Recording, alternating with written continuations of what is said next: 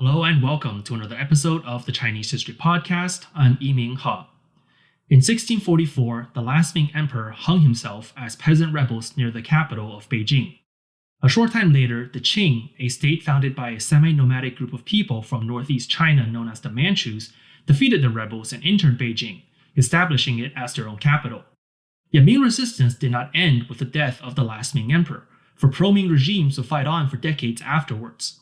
One of these regimes was the Zheng regime, based in coastal Fujian and Taiwan, that fought the Qing until its demise in 1683, almost 4 decades after the fall of the Ming.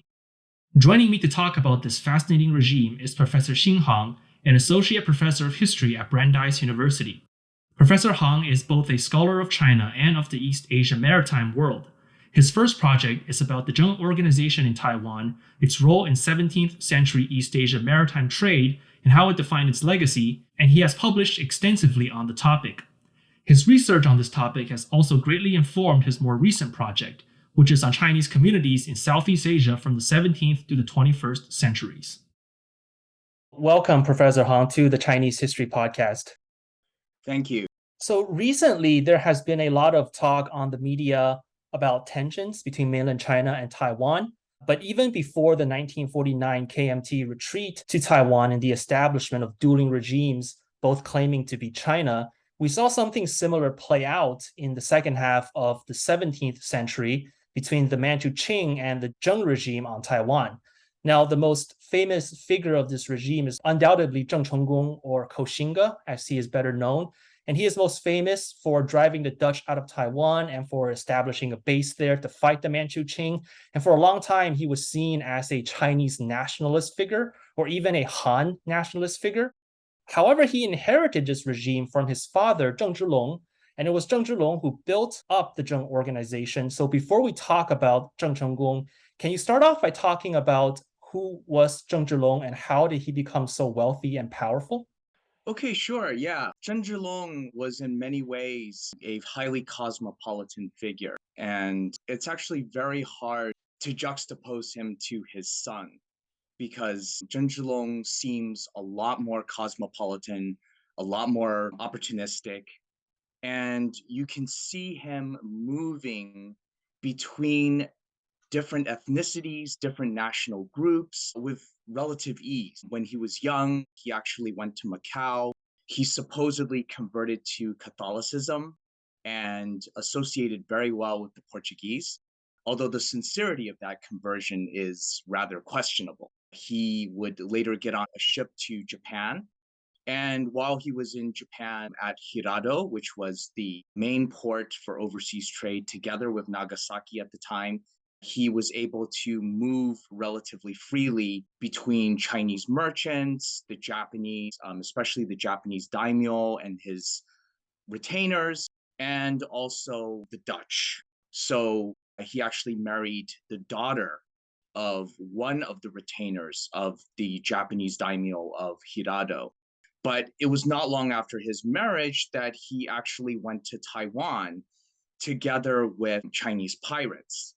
And the Chinese pirates actually collaborated very well with the Dutch. Zheng Zhilong was probably conducting piratical raids in the Taiwan Strait with Dutch blessing.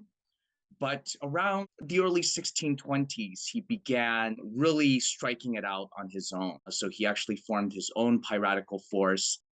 And then he began attacking the mainland shore, so Xiamen, the Guangdong coast. And at the end of the decade, he managed to surrender to the Ming dynasty and become a Ming official. He really had a very colorful past, going from growing up in Trenzhou in Fujian, which was itself, very open at the time. I think his association are even more for even his contemporaries in the Trenzhou area. You mentioned pirates, and for those of us who study Ming history, we know that the 1520s to maybe around the 1560s saw a wave of so-called Japanese pirates or wokou, who were mainly Chinese, and they were pirating because of a maritime ban that the Ming had put in place, which stopped maritime trade, overseas maritime trade. But this ban was rescinded in the 1560s, and maritime trade resumed. So why was there still piracy going on? This actually has a lot to do with the appearance of the Dutch in East Asian waters. The Dutch had established their trading posts in Southeast Asia as well as at Hirado. And they wanted a base that was close to the Chinese coastline, just like Macau. And so Dutch ships actually utilized their naval supremacy to wreak havoc in the China Seas as well as the Taiwan Strait. And the Taiwan Strait was actually very crucial because it was a very convenient passageway between Macau, Manila, and Nagasaki. It was quite a crucial route for Chinese junks. So the Dutch conducted a lot of missions there.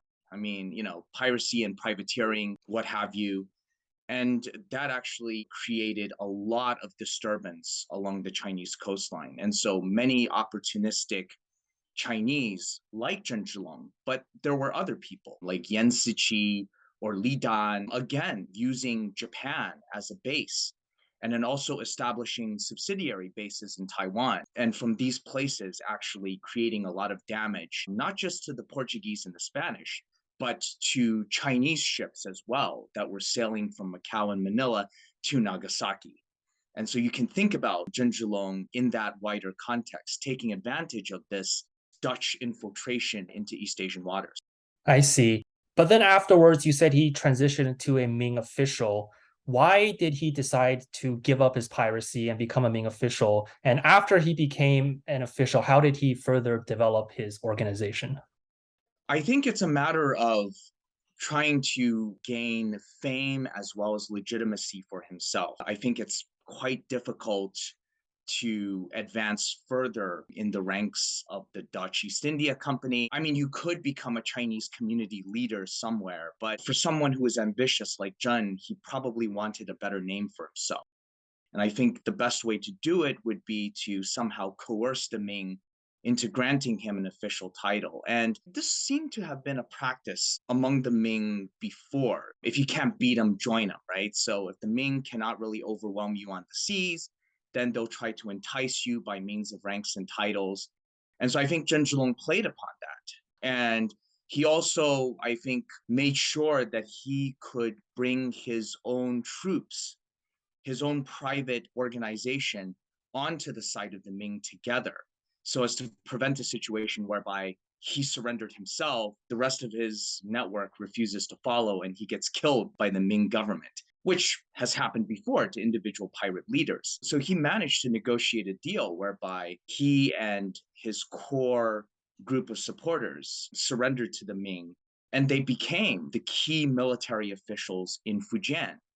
And Zheng Zhilong actually utilized his new position in Fujian, which was the military commander of Fujian, to privatize the entire military installation in the province. So he basically installed his family members and his close subordinates into key positions. And he was also able to expand the range of his influence to southern Zhejiang and eastern Guangdong.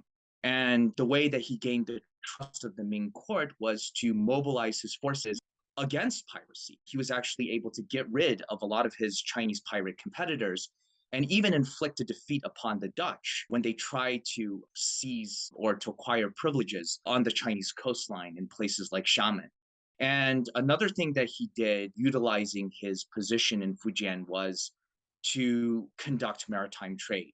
So one of the things that Zheng Zhilong was able to do was to send his ships, like an official mission, directly to Nagasaki. And if you know, the Ming, even though they legalized private trade in 1567, the ban on direct trade between China and Japan remained. So Chinese junks could only sail to Southeast Asian ports. But what Zheng Zhilong did was he sent his ships directly from the Fujian coast to Nagasaki. And as a result, he was able to gain fabulous fortunes because he essentially monopolized that entire route. And he was also able to forcibly sell licenses to all Chinese shipping. If you want to sail from Fujian to Nagasaki as a private ship, you can do so, but you have to purchase licenses from Zheng Zhilong. And actually, the same went for many Southeast Asian ports. He was able to acquire a dominant position in those kinds of routes as well. So he became fabulously wealthy, and he also had a lot of power as a result. Well, it sounds like he had it pretty good in the last years of the Ming. Was the Ming unwilling, or would you say unable to stop him, or maybe a bit of both? I mean, he's disobeying the court in sending ships to Japan. Yeah, certainly the Ming is unwilling. And I think, especially during the 1630s, when the Ming still had quite a bit of power, they tried to bring Zheng away from his bases on the maritime coastline. So, for instance, the Ming court sent Zheng to fight bandits in the mountains of Fujian. And there was also cases where the Ming was trying to recruit other Chinese pirates to try to counterbalance Zheng. So there were people like Li Kuiqi as well as Liu Xiang. The Ming all tried to court these piratical competitors of Zheng.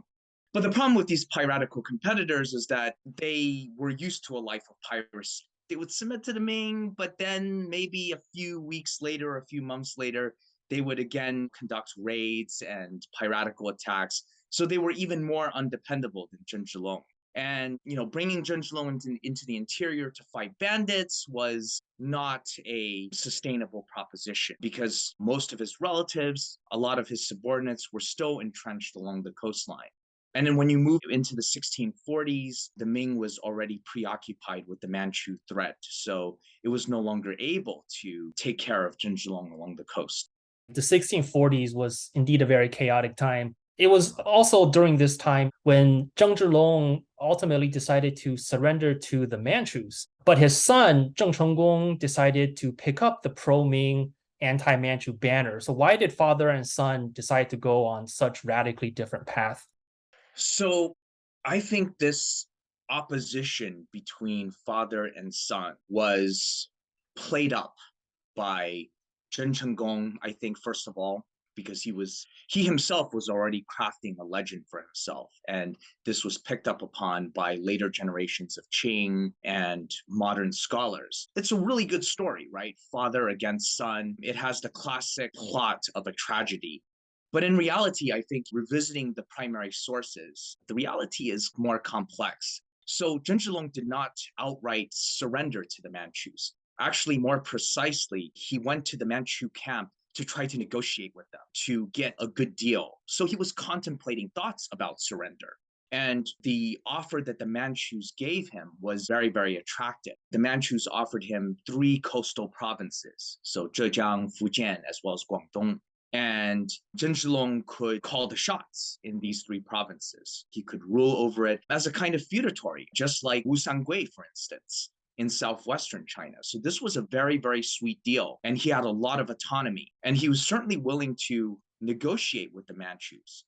Now, Zheng Chenggong was opposed to Zheng Zhilong negotiating with the Manchus. And it's not just Zheng Chenggong, it's actually a lot of his relatives. And the key reason was not merely because of loyalism to the Ming. I think there definitely was Ming loyalism involved for all of these Han Chinese officials in Fujian. The thought of shaving their heads, I mean, that was a very difficult step to take. And I think it was Zheng Chenggong himself who mentioned in a source, I forgot which one, but he mentioned that nobody likes to have a head that looks like a fly, right? Which is in reference to the shaven Manchu queue. But I think for practical purposes, they believed that the Manchus were not trustworthy. If Zheng Zhilong went and negotiated with the Manchus, they would use some kind of pretext to endanger his life and also shut down the entire movement. So they actually believed that the offer was too good to be true. So Zheng Chenggong and his relatives refused to accompany Zheng Zhilong in negotiations. So from the Manchu perspective, when they saw Zheng Zhilong accompanied by just a few individuals coming to the Manchu camp, they also felt that Zheng Zhilong was not sincere. Because if you were sincere, you would have your entire family, all of your troops come onto the side of the Manchus. That didn't happen, right? It was just Zheng Zhilong himself. And so the Manchus felt that Zheng Zhilong was insincere. He probably was not serious about surrendering. It was kind of mistrust and misunderstanding on both sides. And in the end, what happened was that as the negotiations were underway, the Manchus put on a big feast for Zheng Zhilong. But at the end of the 3rd day of feasting, basically they took Zheng Zhilong hostage and brought him to Beijing. So there wasn't even a final deal that was clinched or that Zheng Zhilong even agreed definitively to surrender to the Manchus. And so he was carried away. And I think that actually brought a lot of disorder and disunity to his organization. So many of Zheng Zhilong's relatives tried to struggle to bring together the organization. And in the end, Zheng Zhenggong triumphed. But it was only after a brief but vicious power struggle where he actually killed some of his uncles or banished them. That's very different, the way that this story goes compared to the one you often hear, which is that Zheng Zhilong surrendered and then Zheng Chenggong decided not to surrender. It's definitely a lot more complicated. And it really makes us wonder whether or not the Manchus would have went ahead with their end of the deal, given how they treated the other surrender generals like Shang Kexi, Wu Sangui. Maybe they would have honored it, but again, we don't know. But let's go back and talk about Zheng Chenggong for a minute, because you said by this time he's already a legend. What was his background? If I remember correctly, he was at one point even adopted by a Ming pretender. His background, I think, is so I would say there's similarities to his father, but there's also key differences. So I think in terms of his background, it's very cosmopolitan. But as he grew older, as he grew up, I think he became more channeled into a traditional Chinese figure. Zheng Chenggong was actually born in Japan, and he had a Japanese mother who was Zheng Zhilong's Japanese wife. And you can actually think of him as half Chinese or even an overseas Chinese, right? In his early life, he grew up in Hirado, and his early training was like that of a samurai, very typical of samurai families, learning how to use the sword. But around 1630 or so, when he was about 6 years old, his father recalled him to China because he wanted Zheng Chenggong there, because Zheng Chenggong was the eldest son, and the eldest son had a lot of responsibility in traditional Chinese clans. So he was brought onto a ship and went to Chenzhou, where his father was based. Zheng Chenggong was a very young boy. He grew up in a Japanese environment, and now at the age of 6, he had to transition to a homeland that he never really knew. I mean, he was basically going to China for the very first time. So when he was there, actually, he was considered very different. His relatives viewed him with a very strange glance. He probably had to pick up the Chinese language. It was definitely an adjustment for him, but he did make the adjustment. His father put him through a Confucian education, and he actually passed the civil service examinations. He actually studied under some of the greatest scholars of his day, such as Chen Qianyi. Around the time of his maturity was when the Ming fell. And after Beijing fell to the Manchus in 1644, it was a very chaotic time. You mentioned that there were many Ming pretenders. So there was a Ming pretender in Nanjing. He fell very soon. And then there was a Ming pretender in Fuzhou, whom Zheng Zhilong actually upheld for a period of time. And it was actually this Ming pretender whom Zheng Chenggong paid a visit. And the story goes that the pretender was so impressed by Zheng Chenggong that he basically adopts him and gives him the Ming surname of Zhu. So he becomes known also as Zhu Chenggong. And this is where Koxinga comes from. Koxinga is Guo Xingye in the Minnanese dialect, which is Lord of the Imperial Surname. And that's actually one of his claims to legitimacy, how he was able to rally a lot of his followers along the Fujian coast, which is this claim to Ming authenticity derived from this association with the Ming pretender. And this was how he was able to lead a Ming resistance movement without a Ming pretender near him. I mean, he later recognized another one who was very, very far away. But I think one reason why his movement was so cohesive was because of that association with the Ming pretender. I think it's so interesting when you think about it that Zheng Chenggong, as a figure that Chinese nationalists looked up upon, was actually half Japanese, but somehow, whether it's true or not, ends up getting adopted into the Ming imperial family. I mean, his identity is just so fascinating. As you said, after Zheng Zhilong was put under house arrest by the Manchus in Beijing, his organization faced a lot of chaos, but Zheng Chenggong triumphed and took control of it. And then he proceeded to invade Taiwan, which at the time was a colony of the Dutch. What motivated him to go to Taiwan, and why was he successful in claiming the island from the Dutch? Since before that time, I don't think it was ever under the control of any polity based in mainland China. Yeah, the story of Taiwan and its occupation by the Zheng is a very interesting one. There was no Chinese political presence on Taiwan in the early 17th century, but Zheng Zhilong definitely had some kind of presence on Taiwan. The exact nature of that presence, that kind of influence, remains very poorly studied. And, honestly, I was in a hurry to get that book out because there were career pressures. So I did not really have a chance to study in depth. But I'm sure there's materials in the Dutch records or even the Chinese records about Zheng Zhilong and what his influence is on Taiwan. These influences probably occurred while he was a pirate and may have consisted of his pirate associates. Some of them stayed on in Taiwan. So there was a very colorful individual whom Tonio Andrade talks a lot about in his book and in some of his articles. His name was He Tingbing, otherwise known as Pinqua. And Pinqua became the largest landowner and biggest merchant on Taiwan under the Dutch. And Zheng Zhilong certainly had some connections with him. And it oftentimes seemed like He Tingbing was the Zheng's agent rather than a kind of subject of the Dutch East India Company. And eventually, in 1660 or so, when there were problems with the Dutch East India Company, He Tingbing actually defected to Xiamen and sought refuge with Zheng Chenggong. And it was He Tingbing who played the instrumental role in drawing maps of Taiwan and guiding the Zheng fleets to Taiwan, as a matter of fact.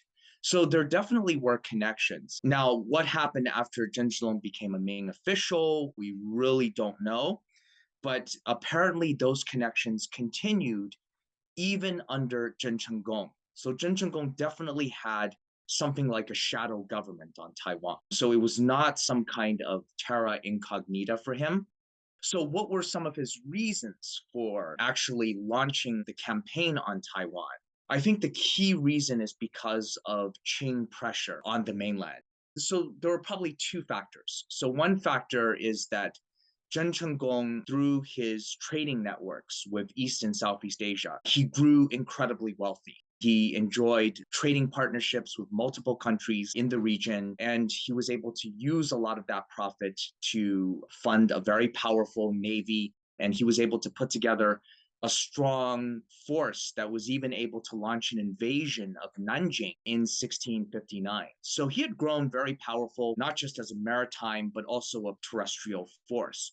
But on the other hand, strategically, the situation on the mainland was turning against him. And this was because the Qing was increasingly triumphant. It was defeating Ming loyalist challenges one after another. And there was this big fear that the Qing would eventually be able to concentrate all of its forces against the southeastern frontier. And I think that was Zheng Chenggong's main fear.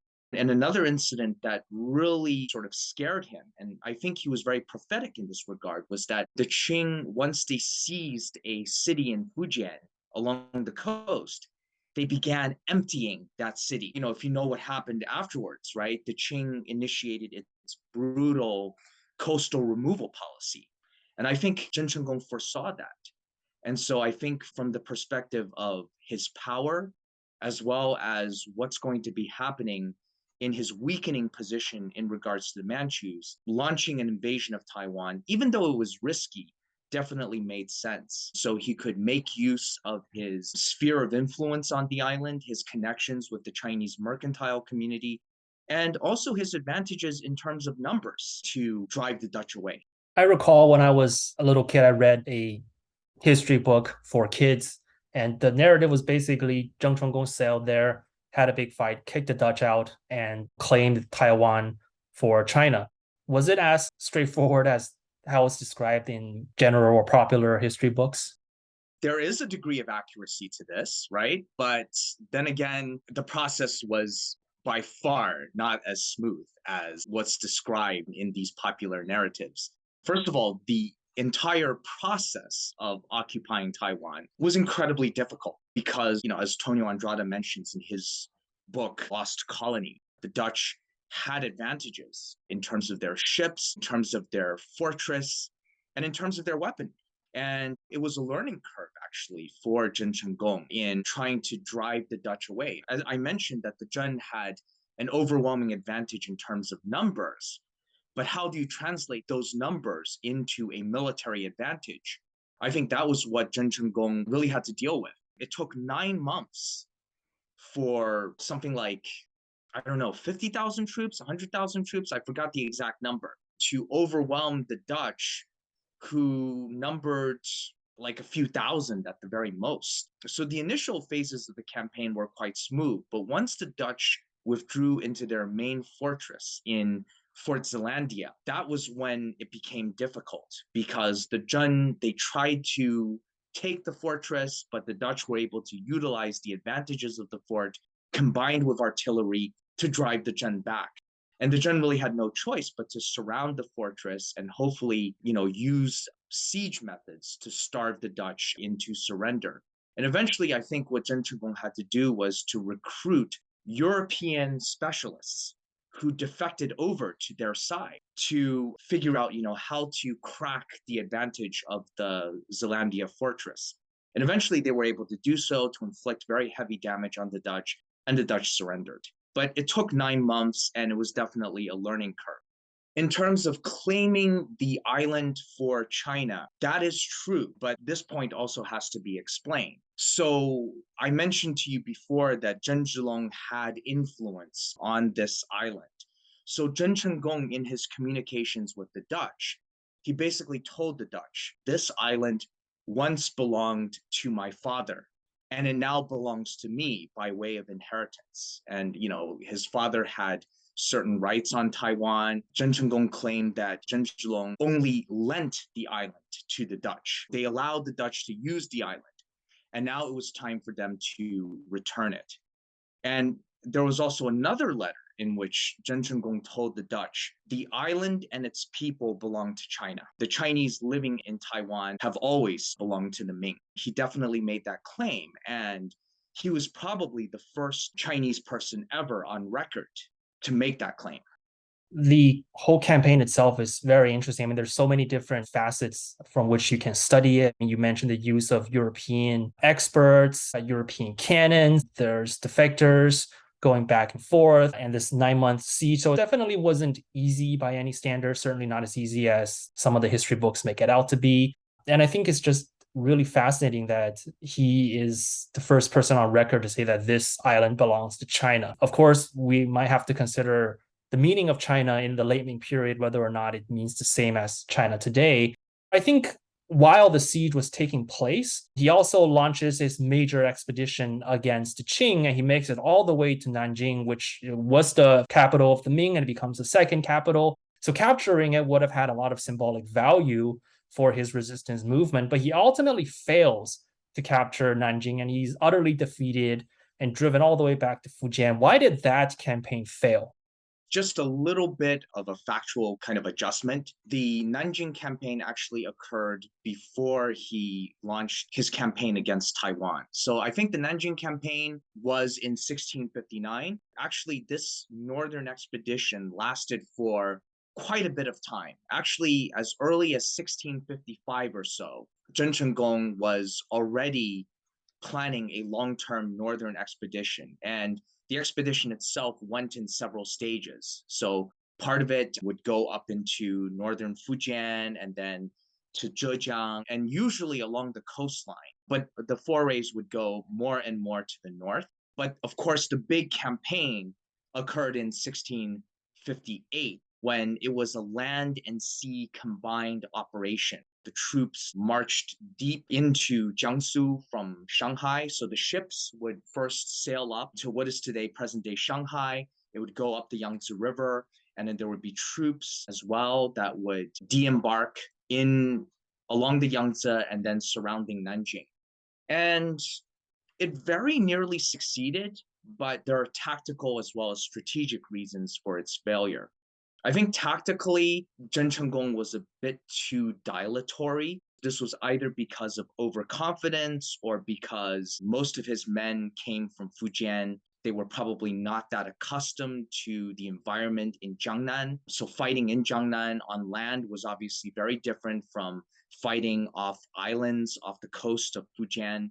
Very different climate, very different terrain. So maybe that's why Zheng Chenggong wanted to be dilatory, or he could have just been very confident. And in fact, even while they had Nanjing completely surrounded, Zheng Chenggong still stopped to celebrate his birthday. And eventually, as Nanjing was laid siege to, discipline broke down among his troops. So some of his troops actually went fishing. The siege itself is by no means a complete encirclement. So as a result, a Qing force coming in from Guizhou that was just victorious over the Ming was able to slip into the city gates, and they were able to launch a counterattack. And by that point, the Zhen forces were very low in morale, and they quickly collapsed, and it became a rout. And they were driven all the way back to Fujian, as you mentioned.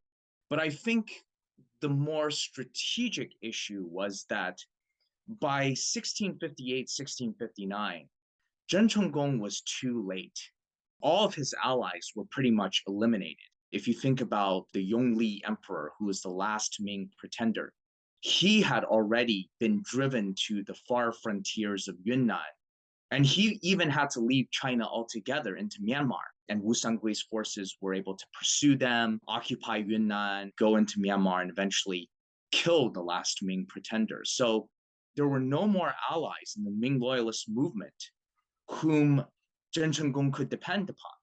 So even if he had occupied Nanjing, it's by no means certain that he could hold on to it for a very long time. So maybe then the failure of the Nanjing expedition also played a role in his decision to go to Taiwan. I mean, it must have been a major defeat. He would have lost a lot of men, ships, and supplies. Absolutely. A lot of his soldiers were killed fighting in the mountains near Nanjing, as well as the retreat back to Fujian.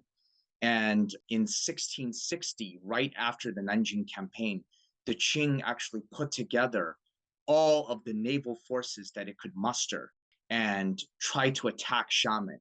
The Qing were routed, but it was a very bad harbinger of things to come. And also combined, like I mentioned to you earlier, right? The Qing began removing the population of the coastline that they occupied. So Zheng Chenggong had this feeling that the Qing were able to concentrate all its resources against him. And because they occupied most of the coastline, this means that a lot of his provisions, his trading supplies, they're going to be cut off. So in many ways, if he didn't invade Taiwan, he would always be fighting defense. And one day he probably couldn't take it anymore. I mean, he's going to be exterminated. Right. So if I remember correctly, he conquers Taiwan in 1661, but then he dies immediately the next year. Yet his regime carries on for another 2 decades under his son, Zheng Jing. So what happened to the Zheng regime after his death? How did it fare in the 2 decades before it was finally exterminated by the Qing? So it's very interesting. Zhen Jing actually, it was really under him. Zheng Chenggong kind of set the precedent a little bit. He got the ball rolling, but it was really under Zhen Jing in which Taiwan made a transition into a fully fledged state that's known as the Dongning Kingdom. And I think the Dongning Kingdom saw itself probably as a tributary vassal of the Ming dynasty. I think it came to see itself very similar to Korea, where the Ming customs and rituals and hairstyles lived on in the form of an independent kingdom. So while Zhenjing was still recognizing the Ming and counting the years in the name of the dead Ming pretender, he really set out to forge independent institutions. So, for instance, he actually created a bureaucracy in Taiwan, a system of land taxation, administrative divisions, and he also dealt with other countries as an independent actor. So, for instance, he established relations with the English East India Company. So, the English were allowed to set up a trading post, and the English actually called him the King of Taiwan. Another interesting thing that happened under Zheng was that he and the Qing court actually engaged in several rounds of negotiations. And these negotiations are really, really interesting because Zheng, in his communications to the Qing, actually emphasized that Taiwan does not belong to the Middle Kingdom. So this is like a 180-degree turn from Zheng Chenggong, right? So he's basically saying that Taiwan is not a part of the Middle Kingdom, and he wants to be treated as a tributary state of the Qing, just like Korea. And what does the Korea example mean? It basically means that the Zhen and their subjects do not need to shave their heads. They can continue wearing Ming Dynasty costumes, observing Ming ritual. And the remarkable thing on the Qing side is that the Qing do not dispute that. They too feel that Taiwan was, what they call 化外之地, right? It's a place outside of the pale. It's definitely outside of the Middle Kingdom. But for the Qing, Zhenjing and his followers were Chinese. And if they were Han subjects of the Qing, they had to shave their heads. And that was the deal breaker for both sides. They simply could not reach any kind of consensus. You co-edited a book with Tonio Andrade. In one of your chapters, you talked about this kind of new notion of China that was developed by Zheng Jing, where the idea of China becomes divorced from geographical connotations and native place, and the emphasis then instead shifts to customs, religion, culture, dress of the Han ethnic group. Do you think there are any parallels with what's going on there with the later development of Taiwan under the KMT regime when Chiang Kai-shek moved there? I mean, he too lost control of China and had to set up a regime in Taiwan. Do you see any parallels there, or is it completely different? Of course, the historical context and the events are completely different. But you're right, there are surprising parallels between the two examples. So, for instance, once Zhenjing relocated to Taiwan, there was an increasing turn away from the mainland, even though the rhetoric was still, restoring the Ming, opposing the Qing. And it was definitely towards the development of Taiwan itself, as well as an emphasis on the sea lanes going towards Japan as well as Southeast Asia. So what you see under Jinjing were very aggressive overseas ventures. For instance, Zhen partisans established a foothold in the Mekong River Delta of present-day southern Vietnam as well as Cambodia, and they founded colonies there, as a matter of fact.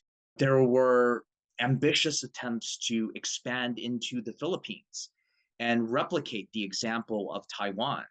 There was also attacking the Ryukyu tribute ships that were going to the Qing dynasty and actually claiming that the Ryukyu tribute mission was paying tribute to barbarians. So there were definitely a very aggressive overseas ventures. And a lot of these overseas ventures were also in the name of protecting Chinese subjects in these places. So there seemed to also have been a kind of stewardship or protector of overseas Chinese communities. So I think that's really interesting. And there is a kind of, oh, and I also forgot to say that, once there was the rebellion of the three feudatory that broke out on the mainland, Jinjing completely turned away from the overseas and went back on the mainland to fight against the Qing. And so I think that all of these events show surprising parallels to the KMT. So the KMT, once they went to Taiwan, they also talked about retaking the mainland. And when opportunities presented themselves, there were also raids and attacks on the mainland coast. But at the same time, you also see very aggressive efforts by the nationalist government on Taiwan as a kind of spokesperson or a protector of overseas Chinese communities. The founding of Chinese schools abroad, the establishment of Kuomintang party branches in many overseas communities. So yeah, there definitely are these parallels. But of course, circumstances are different. The Cold War is obviously a very different time from the Ming-Qing transition. There are many differences, but I think the Kuomintang themselves were very, very conscious of the parallels. And that's why they really brought Zhen Chenggong to the front and center as a kind of rallying point for their own regime on Taiwan. Yeah, I remember reading that chapter and I was just struck by some of the parallels that we saw later on with the KMT in Taiwan as well. And it's just fascinating that there was this attempt to invade the Philippines. I know the Spanish actually took it very seriously. They were very concerned that they were going to be driven out. And we can only imagine what history would have been like had the Zheng succeeded in taking over the Philippines. But unfortunately, as you said, they turned their attention back to the mainland with the revolt of the three feudatories. And shortly after that, they were defeated by the Qing in the early 1680s. Why did this regime ultimately fall, despite having survived for such a long time? So I think the reasons for its fall are numerous. You could think about immediate reasons such as the defeat of Zheng and the rebellion of the three feudatories, the fact that the Qing was able to utilize a lot of Zheng defectors to create a naval force from scratch and basically defeat the Zheng Navy. And I think this is also an episode that's very much overlooked in maritime history, which is the Qing experienced a rejuvenation in its naval power during the 1680s, both in the lead up and the aftermath of the fall of the Zheng on Taiwan. Because of what they were able to do, it's not just using Zheng defectors. They actually established shipyards that engaged in massive naval construction throughout the mainland Chinese coastline. And they were able to put together very powerful and sturdy ships. So that really led to a rejuvenation of Chinese maritime power. You have these kinds of reasons. And of course, there was a succession struggle on Taiwan because Zheng Jing died, and Zheng Keshuang, who was Zheng Jing's son, he was actually not the legitimate successor. There were ministers that schemed and plotted and actually put Zheng Keshuang on the throne as a kind of figurehead. But I think the longer term reason could be found in Zheng Jing's decision to join the rebellion of the three feudatories. And I think this had a lot to do with the Ming loyalist ideology. I'm saying this not in the sense that the Zheng were such ardent Ming loyalists that they could see no other alternative. They were ideologues and they were just unswervingly loyal. I don't think so. I think the Zheng utilized Ming loyalism. They got a lot of capital out of it and they used it in an opportunistic fashion.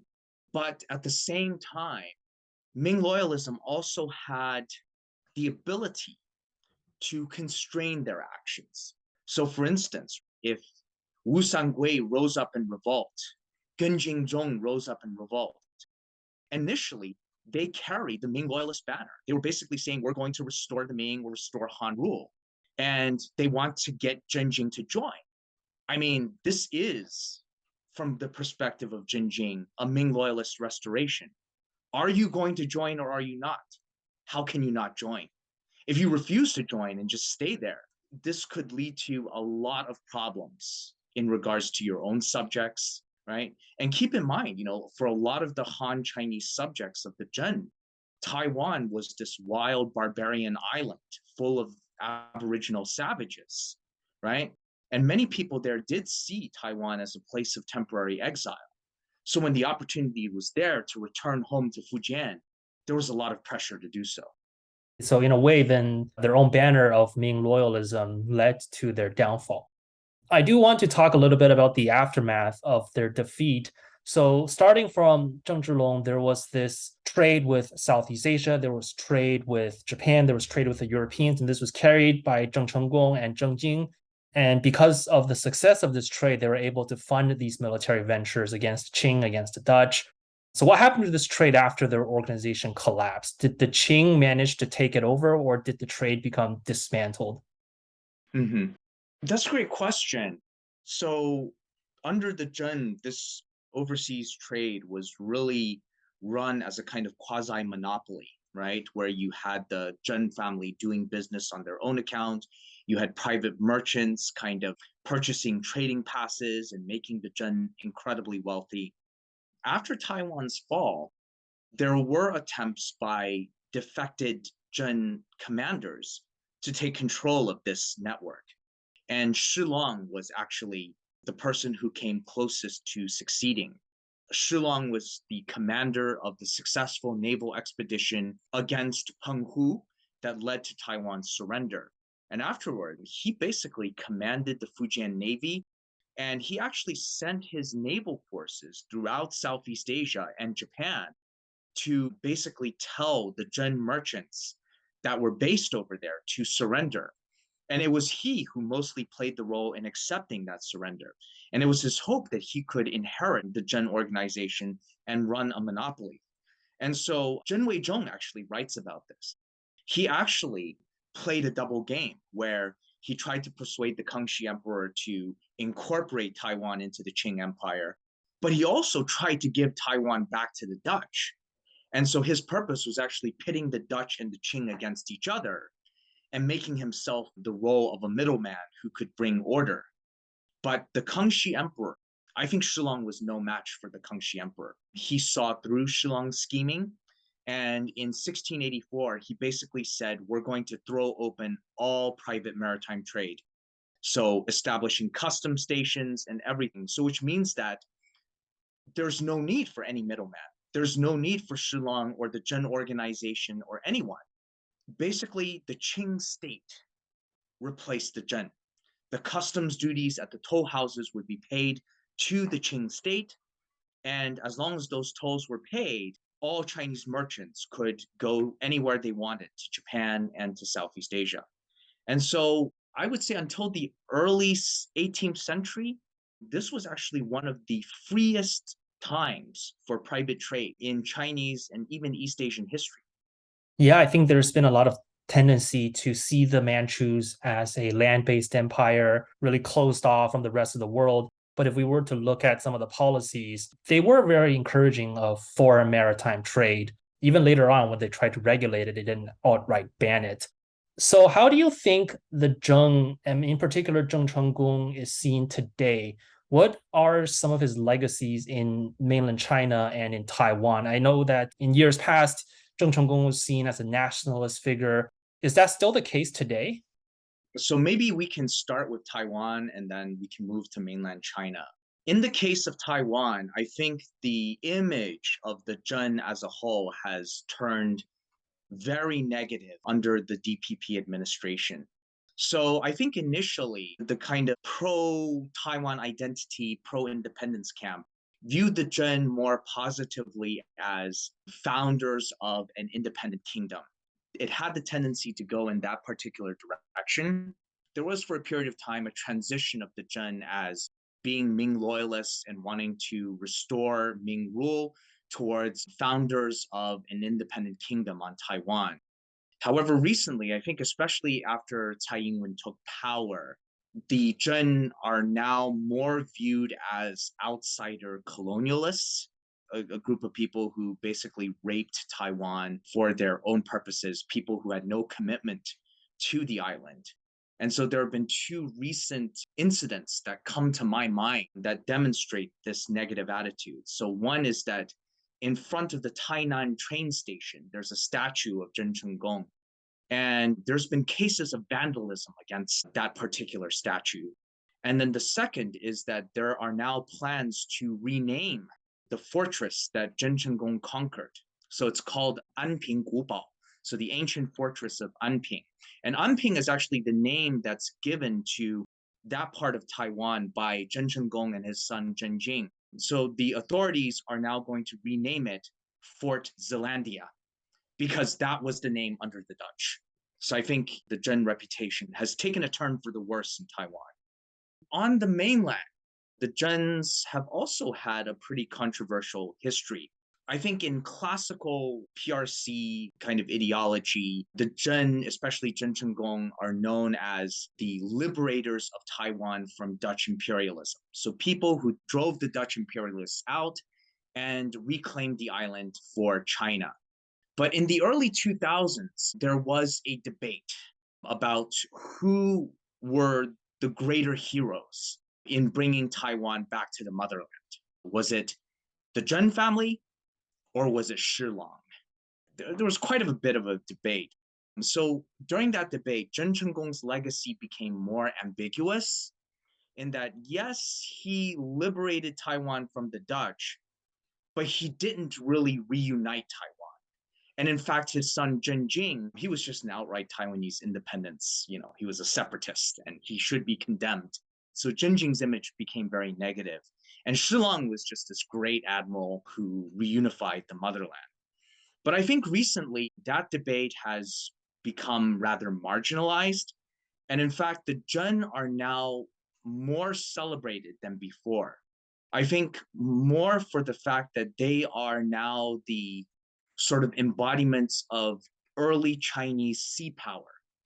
And sea power includes overcoming the Europeans and their sea power and extending China's influence into the East and South China Seas. If you look at the PRC's strategic priorities, it's gone beyond Taiwan, right? It's towards, staking a claim in the East China Sea, in the South China Seas, right? And looking towards, incorporating the countries nearby too within its broader sphere of influence. So I think now the Zheng are really celebrated as part of that expansion of Chinese naval power abroad. Yeah, it's so interesting to see how the legacy shifts as the political atmosphere shifts and how that legacy is used both in Taiwan and on the mainland for political purposes. But before I let you go, we talked at length about Zheng Chenggong and his actions. We talked a little bit about Zheng Jing, but we didn't really revisit what happened to Zheng Zhilong after he was carted off to Beijing. So what happened to him? Did he live out his days in peace? Yes and no. I think he did live out his days in peace until he was executed. That's the short story. The long story was that the Qing tried to negotiate with Zheng Chenggong. They tried to offer him sort of territorial privileges in Fujian. They gave him some noble titles if only he would surrender. And Zheng Chenggong basically played upon that to keep his father alive. And so once again, I think this is going off of our earlier conversation, right, about father and son being on opposing sides. And what you're seeing here is that Zheng Chenggong is also trying his best to keep his father alive because he knows that as long as he is negotiating with the Qing, then the Qing would find his father to be important as a bargaining chip, and the Qing would treat his father well. And that continued until he was defeated outside Nanjing. And then the Qing just turned completely against him, launched campaigns against Zheng Chenggong. And with that, his father could no longer be valuable as a bargaining chip. And once after the Shunzhi emperor died, and Shunzhi was actually very reconciliatory towards Zheng Chenggong and also towards Zheng Zhilong under the Oboy regency. So Kangxi had succeeded to the throne, but he was a young boy. The real power was in the hands of the regents. And they were relatively nativist Manchus, and they did not really like the situation along the coast. And what's more, the Qing discovered letters that were being exchanged between Zheng Chenggong and Zheng Zhilong. And actually, one of the really interesting contents of these letters, I mean, we don't know the exact letters themselves, but there was actually some allusion in these letters where Zheng Zhilong wrote to his son saying, if anything becomes of Fujian, if your enterprise in Fujian was going to be in trouble, there is another world out there in Taiwan. So you might think about Zheng Zhilong as the person, as a fatherly figure, like as the father, right? Instructing his son that, Taiwan is a place of refuge for you if anything goes wrong. And maybe it is that letter that incriminated Zheng Zhilong and eventually ended up with him getting charged of collaboration with the enemy. And actually, he was executed in the marketplace in Beijing in, I think, 1661. I see. So it's a rather inglorious end to such a colorful and once very powerful figure. But with the Qing pressing down, he was really in a difficult position, right? Whether he wanted to fight on or surrender. And in that context, maybe there was not a whole lot he could do. Thank you, Professor Hang, for sharing with us all these wonderful details about the Zheng regime. I know this is a very fascinating regime, a very fascinating period of time, but unfortunately, I think relatively unknown to a lot of people. So I really do want to thank you for coming to the show and getting our listeners more familiarized with this time period. Thank you so much for your kind invitation.